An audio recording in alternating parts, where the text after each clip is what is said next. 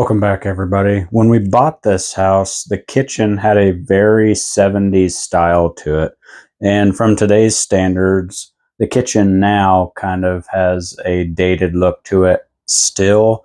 But we did this basic budget remodel, I guess, 5 or 6 years ago, maybe a little longer than that, and installed some basic pre-built cabinets and drawer units in here to kind of give us some more storage and functionality in the kitchen.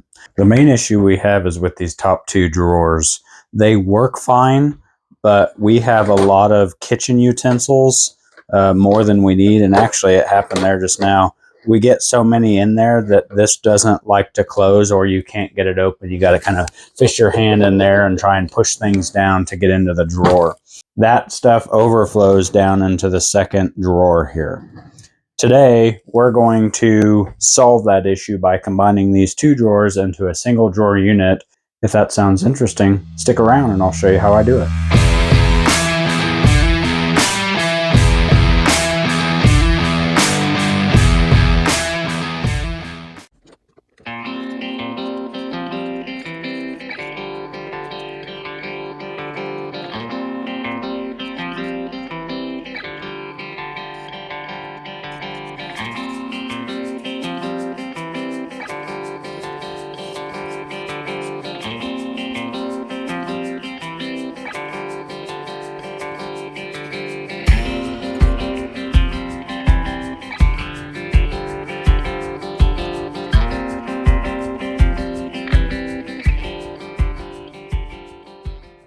This face frame was literally just attached with a single pocket hole screw, no glue that I can see, and I've never...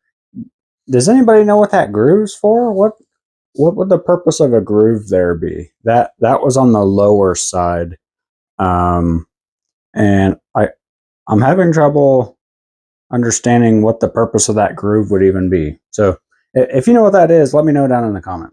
So the drawer box is 19 by 13 and 15/16. That looks about right. I was getting a different measurement than the other drawer I measured in the house. And that is my mic on? Good. That is because this had, the wall of this box had separated from the front. And this is because these cheap cabinets, they just staple these sides together.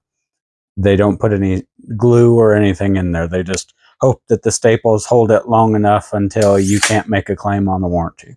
So the drawer we're going to build is going to be the exact same dimensions, but instead of being 4.5 inches tall, it's going to be 9 inches tall. That's tall enough so it'll fit into the space that we have in the cabinet box, in the drawer box, in the drawer base. In the drawer base, and also tall enough that we can put all of our utensils in a single drawer and not have to fight with them when we try to open or close the drawer. The downside to this is because everything is kind of just thrown into a single drawer, everything's going to be kind of shuffled together. So you will still kind of have to sift through there. This isn't a organizational masterpiece, but it will be much more functional.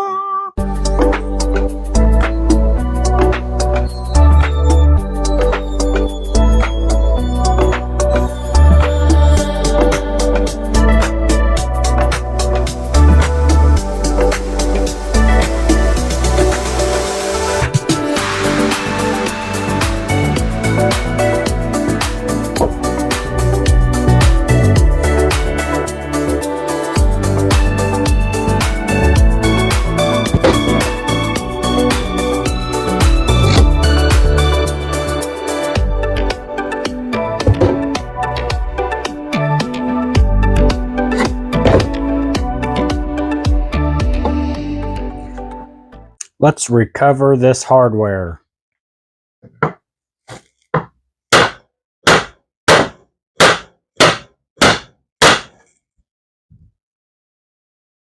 Never mind.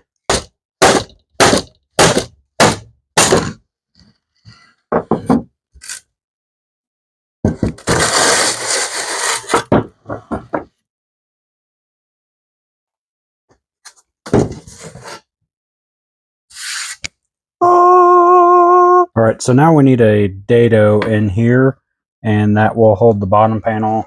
I'm just going to reuse the bottom panel, and I'm just going to flip it over.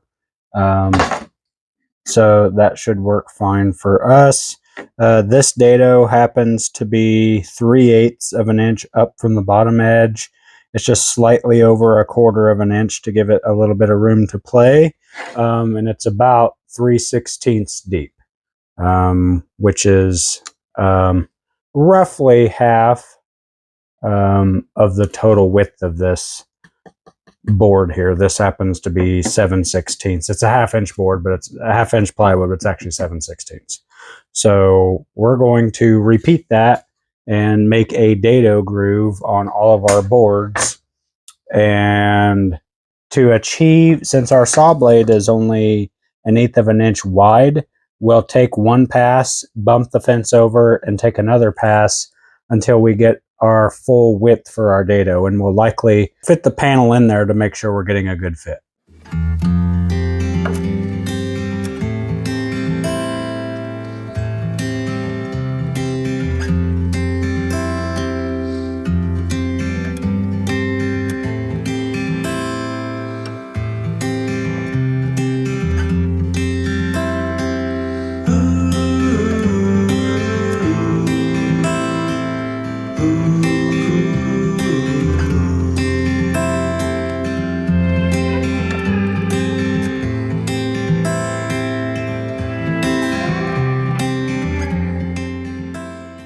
One side benefit to this is this will be the only set of drawers in the house that can hold a large utensil. Sadly, any other pairs of drawers you might find in our house only hold a single small utensil. To assemble the box, we are just going to put these together with some pocket hole screws, so we'll get those drilled out and get it assembled.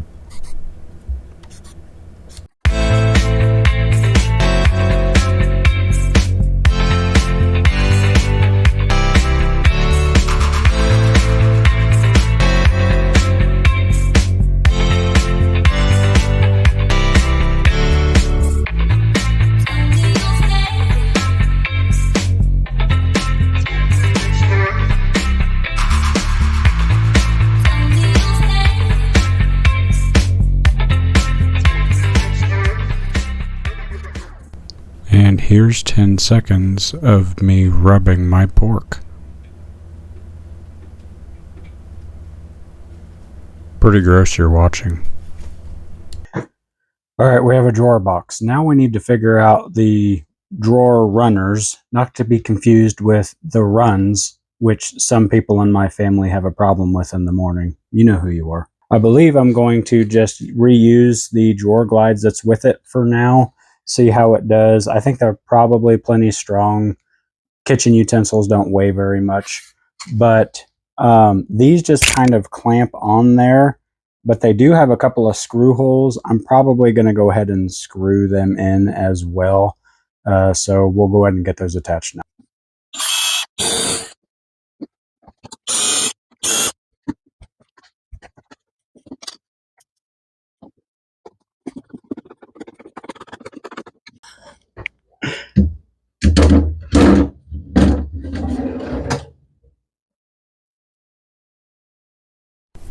Now that that's over, we can move on to the drawer face. I did kind of backtrack here. I couldn't decide what would look the best, trying to make that look like two drawers still, so I am going to make that into a single drawer face. I'm using red oak S4S lumber from Menards. This is just a 3-foot piece of 1x8, and I'm going to run those through the jointer together to get a good joint to glue together. After I've got that glued together, we are going to pull that out of the clamps and then sand it up, cut it down to final width and length, And finally, we can take it over to the router and put a round over on it. Drawer installation on these was pretty simple. I started out by drilling a couple holes to mount the drawer face to the box. This will work fine until I eventually get around in 10 years to putting handles on all of these. They do make a jig to make installing these drawer faces a little simpler, but I chose to do it the hard way here and the lazy way by putting a 1/2 inch spacer between the drawer that was already there and the new face. That happens to be the exact amount of space between those drawer faces, so all I had to do was use the bottom drawer as a reference and then line up the sides to get everything where it needed to be. I can then use a clamp to clamp that on and just sink a couple screws in to finish that install. Now all that's left is to fill this thing with all of our crap. It's at this point I realize the drawer may be a little bit overkill for the amount of things that I have, but I will never get the drawer stuck because there's too many things in there or they get pulled up and caught on the drawer face.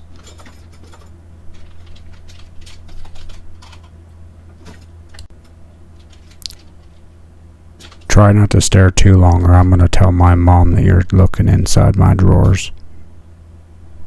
It's too big. There you have it, a supersized drawer. You'll notice I didn't stain it yet. It's going to take me a little while to get the stain just right to match the stain that's already there. You never get the same color twice in a row, so I'm going to have to play with that a little bit to get the right color. And I may end up just painting the kitchen. I'm not sure yet. That's all we've got time for now. I appreciate anybody that stuck to the end. If you liked it, give it a thumbs up. Subscribe if you like, and I'll catch you on the next one.